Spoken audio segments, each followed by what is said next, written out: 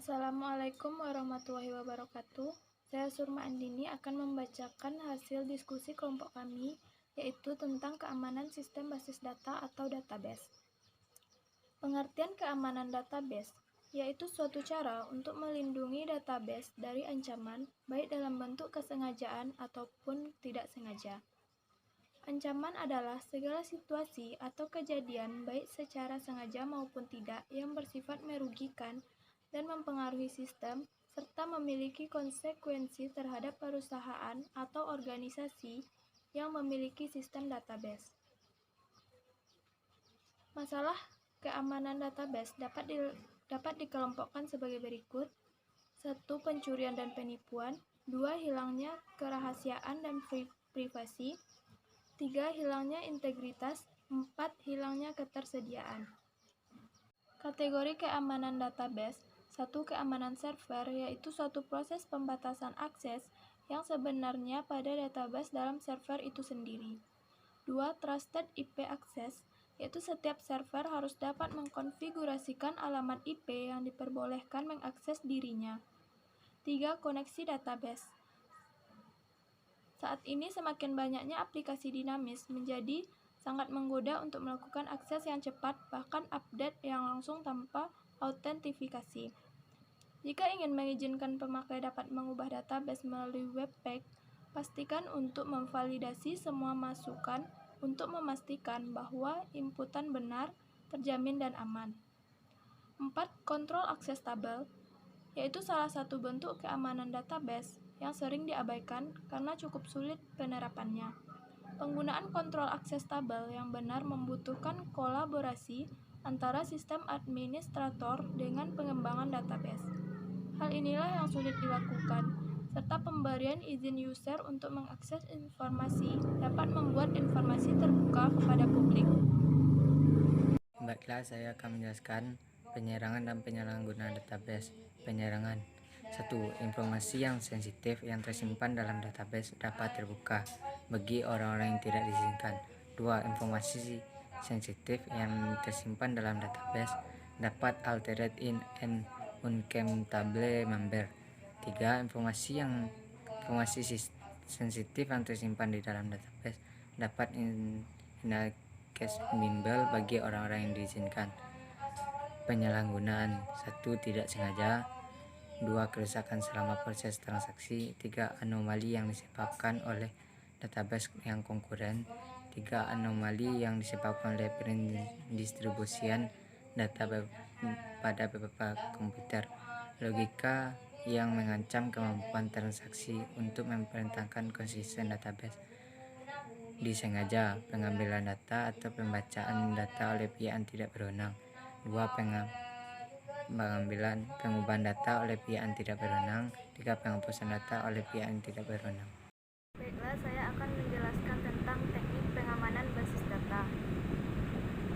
Melihat banyaknya ancaman yang bisa mengganggu, bahkan merusak sistem komputer, maka perlu diadakan tindakan-tindakan pengamanan data agar bisa menghindari atau paling tidak mengurangi risiko yang mungkin timbul. Beberapa tindakan pengamanan sistem data pada komputer diuraikan sebagai berikut, yaitu yang pertama, administrative security, yaitu pengamanan data secara administratif atau perlu dilakukan untuk menjaga kemungkinan gangguan keamanan data yang datangnya dari orang dalam atau kerjasama orang dalam dengan orang luar. Yang kedua adalah antivirus. Antivirus diciptakan untuk mencegah infeksi virus untuk memperbaiki file-file yang telah terinfeksi. Salah satu hal yang perlu diperhatikan adalah antivirus dibuat hanya untuk mendeteksi dan mencegah jenis atau kategori virus yang pernah ada. Antivirus harus selalu diupdate secara reguler agar bisa mendeteksi virus-virus baru. Selanjutnya yang ketiga adalah firewall. Firewall berarti dinding api.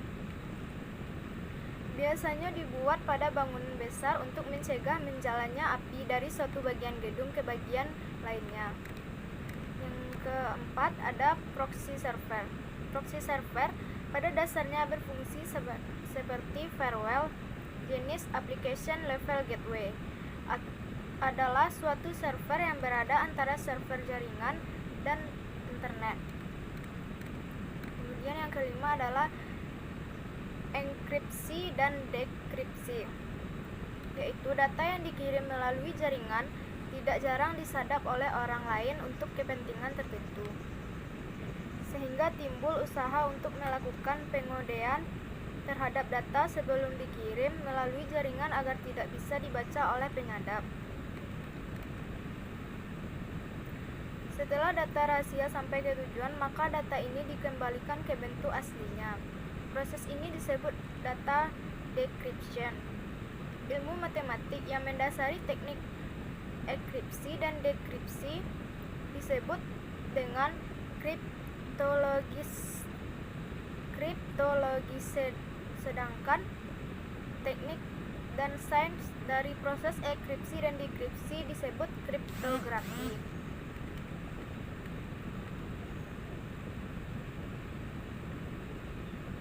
Naskah asli disebut sebagai plain text dan naskah rahasia yang telah dienkrip disebut ciphertext.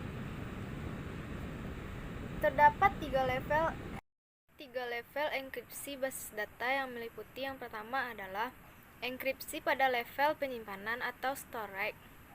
Enkripsi data ini dilakukan pada subsistem storage atau penyimpanan, baik pada level file maupun pada level blok. Enkripsi level ini cocok untuk menkripsi file, folder, media storage, dan media tab. Yang kedua adalah enkripsi pada level basis data. Enkripsi ini dilakukan pada saat data ditulis dan dibaca dari basis data. Enkripsi jenis ini dilakukan pada level kolom pada tabel basis data. Yang ketiga adalah enkripsi pada level aplikasi. Enkripsi ini menangani aplikasi proses enkripsi data. Kelebihannya adalah tidak terjadi penurunan performasi pada basis data karena DBMS tidak menangani enkripsi data. Yang keempat adalah autentikasi. Autentikasi adalah salah satu bentuk identifikasi untuk meyakinkan bahwa orang yang sedang berkomunikasi dengan kita adalah benar adanya, bukan pemalsuan identitas. Salah satu bentuk autentikasi yang paling sering dijumpai adalah user ID disertai dengan password, bahwa user ID adalah pernyataan tentang siapa yang sedang akses sistem atau sedang berkomunikasi. Dan password membuktikan bahwa orang tersebut benar adanya. Salah satu sistem untuk mengurangi efek pemalsuan identitas atau pencurian password adalah dengan menerapkan OTP atau on-time password, di mana satu password hanya digunakan untuk satu kali akses. Akses berikutnya harus menggunakan password yang berbeda. Sistem lain yang mengamankan autentikasi adalah Passport dan Kerberos. Selain menggunakan user ID dan password, teknik autentikasi bisa diperluas dengan kombinasi biometrik, misalnya user ID ditambah dengan sidik jari atau user ID ditambah dengan mata retina dan sebagainya. Baik, selanjutnya saya akan menjelaskan tentang aspek keamanan basis data. Yang pertama sekali yaitu aspek untuk mendukung keamanan basis data. Yang pertama itu network security, yaitu memfokuskan kepada saluran pembawaan informasi serta sistem terintegrasi kepadanya. Yang kedua yaitu application security, yaitu memfokuskan kepada aplikasi itu sendiri beserta aplikasi dukungan lainnya kepada basis data itu sendiri. Yang ketiga yaitu computer security, yaitu memfokuskan kepada keamanan dari komputer atau end system yang digunakan, khususnya hardware pada komputer. Selanjutnya yaitu yang kedua aspek keandalan terhadap keamanan basis data. Yang pertama itu privasi atau confidentiality. Yang kedua itu integrity. Yang ketiga authentication. Yang keempat availability. Dan kelima yaitu non-repudiation. Yang keenam access control. Selanjutnya yaitu pengaturan keamanan basis data.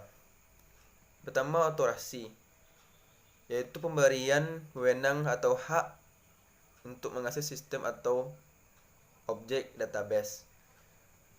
Yang kedua itu database view, merupakan metode pembatasan bagi pengguna untuk mendapatkan model database yang sesuai dengan kebutuhan perorangan. Selanjutnya itu enkripsi untuk keamanan database. Enkripsi pada sebuah proses yang melakukan perubahan sebuah kode dari yang bisa dimengerti menjadi sebuah kode yang tidak bisa dimengerti atau dibaca. Yang pertama itu adalah enkripsi konvensional, yaitu keamanan dari enkripsi konvensional bergantung pada faktor. Pertama itu algoritma enkripsi cukup kuat sehingga menjadikan sangat sulit untuk mendeskripsikan keep here text dengan dasar keep here text tersebut. Yang kedua itu enkripsi public key. Salah satu yang menjadi kesulitan utama dari enkripsi konvensional adalah perlunya untuk mendistribusikan kunci yang digunakan dalam keadaan aman. Sekian dan terima kasih.